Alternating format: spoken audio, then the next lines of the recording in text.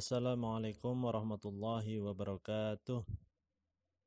Jumpa lagi bersama saya di channel Guru Matematika. Hari ini saya akan sampaikan tentang uji dua sampel dependent non-parametric, yaitu uji Wilcoxon.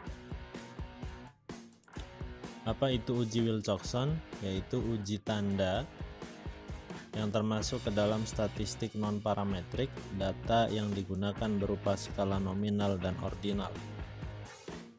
Jadi ada uji parametrik dan uji non-parametrik. Uji non-parametrik itu ketika datanya berdistribusi tidak normal ya. Jadi kalau uji parametrik itu pakainya uji T ya, uji T parametrik namanya. Tapi kalau non-parametrik itu uji T-nya uji tanda. Biasa dipakai uji Wilcoxon. Uji ini menggunakan dua sampel yang saling berhubungan atau berpasangan yang bertujuan untuk mengetahui apakah keduanya mempunyai hubungan atau tidak ya. Kemudian uji Wilcoxon merupakan alternatif lain dari uji T. Ini tadi saya sampaikan untuk data berpasangan atau T-paired. Asumsi uji ini berlaku untuk statistik parametrik, yaitu ketika data sampelnya berpasangan dengan data interval atau rasio, tetapi khusus data yang tidak berdistribusi normal. Ini adalah rumusnya, rumus sampel kecil, tapi kita langsung nanti pakai SPSS jadi lebih mudah. Di mana T adalah jumlah ranking positif atau jumlah ranking negatif terkecil, N adalah banyak pasangan yang tidak sama nilainya.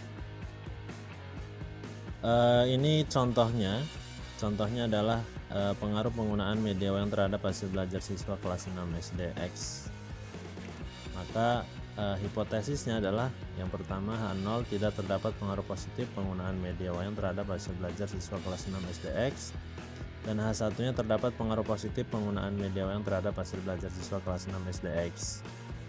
Hipotesis statistiknya ketika nilai rata-rata kedua itu lebih kecil atau sama dengan rata-rata pertama, maka terima H0.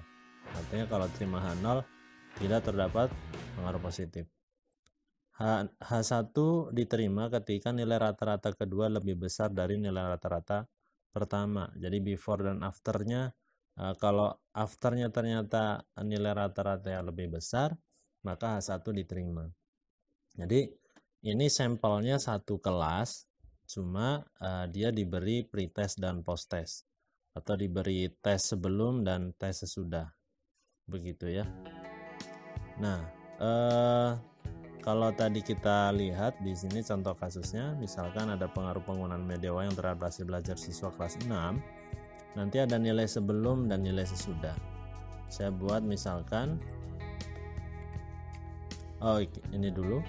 Langkah SPSS dari uji Wilcoxon adalah analyze, kemudian non-parametric test, legacy dialog, to related samples, kemudian masukkan kedua variabel, klik Wilcoxon. Masukkan kedua variabel, kemudian klik Wilcoxon. Nah, ini saya sudah buatkan nilai before dan after. Ini saya copy ke SPSS ya, SPSS di sini. Nah, kita ganti saja, di sini adalah sebelum dan ini sesudah. Desimalnya kita nolkan. Oke. Desimal kita nolkan, kemudian labelnya misalkan sebelum berarti tes atau pretest gitu ya. Kemudian yang sesudah berarti posttest. Oke, ini misal adalah data nilai matematika misalkan ya. Nah, kita lihat di langkahnya adalah analyze tadi ya, non parametric test, kemudian legacy dialog, kemudian two related samples ya. Jadi analyze, non parametric test, legacy dialog, two related samples. Kemudian pretestnya kita taruh di variabel 1 dan posttestnya variabel 2 ya. Nah, kita klik di sini Wilcoxon. Sudah diklik Wilcoxon kemudian oke. Maka akan keluar seperti ini ya. Posttest dan pretestnya. Posttest dikurang pretest, negatif ranknya nggak ada, tidak ada ranking negatif, kemudian positif rank tidak ada, kemudian positif ranknya ada 19 ya.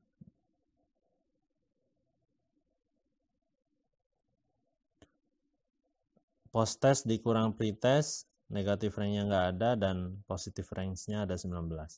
Berarti data ada 19 ya. Data ada 19 ini. Oke. Karena di sini nggak ada berarti 19 betul. Kemudian nilai Z-nya adalah kita pakai nilai mutlak 3,840. Saya copy di sini ya. Dua-duanya saya copy.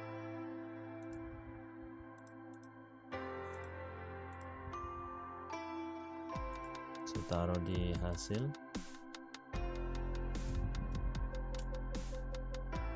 Oke, saya taruh di sini. Kemudian yang satunya saya taruh juga di bawahnya. Ini dia.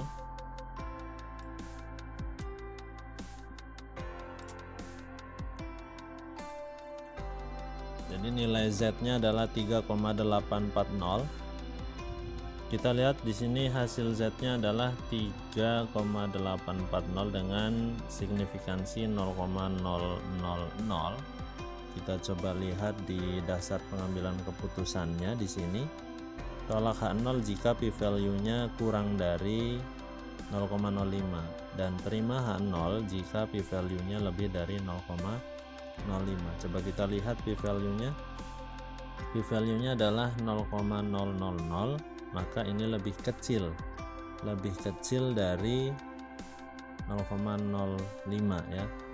Karena lebih kecil dari 0,05 maka tolak H0. Kalau tolak H0 kita lihat di hipotesisnya. Kalau H0 nya ditolak berarti yang diterima adalah H1. Maka kesimpulannya adalah terdapat pengaruh positif penggunaan media wayang terhadap hasil belajar siswa kelas 6. Begitu. Nah, ini adalah kesimpulannya. Jadi kalau di uji T kita melihat T hitungnya atau dari nilai T, kemudian nanti p-value-nya juga harus lebih kecil dari 0,05 ya. Ketika yang diteliti adalah pengaruh, maka agar berpengaruh kesimpulannya maka harus lebih kecil dari 0,05. Tapi kalau tidak lebih kecil, misalkan lebih besar, berarti tidak terdapat pengaruh. Gitu kesimpulannya. Oke, sekian dari saya, semoga bermanfaat. Assalamualaikum warahmatullahi wabarakatuh.